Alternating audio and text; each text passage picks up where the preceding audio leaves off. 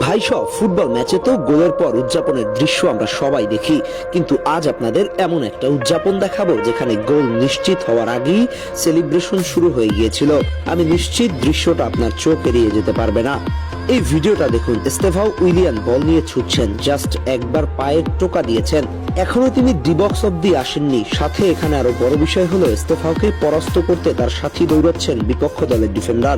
সেই সাথে গতির একটা বিষয় তো ছিলই, একটা ক্রিটিক্যাল মোমেন্টই একেবারে শিওর গোল হবে বলা যায় না। কিন্তু এই মুহূর্তটায় দেখুন, মাঝ মাঠ থেকে জেনারেল এনজো ফার্নান্দেজ দুই হাত উঠিয়ে সেলিব্রেশন শুরু করে দিয়েছেন। এটাকে আপনি কি বলবেন? Pure football instinct. Enzo Fernandez জানতেন ওই ছেলেটার নাম যখন এস্তেভাও তখন বল জালে জড়াতে স্রেফ সময়ের ব্যাপার। দুজনের প্রতি দুজনের কতটা আস্থা থাকলে এরকম হতে পারে।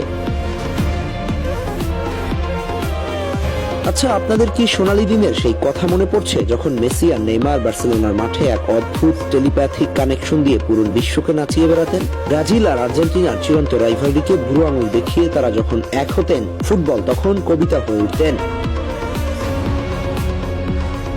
স্টামফোর্ড ব্রিজে এনজো আর এস্তেভাও ঠিক সেই লাতিন ব্রাদারহুডের লিগেসিটাই যেন নতুন করে লিখছেন।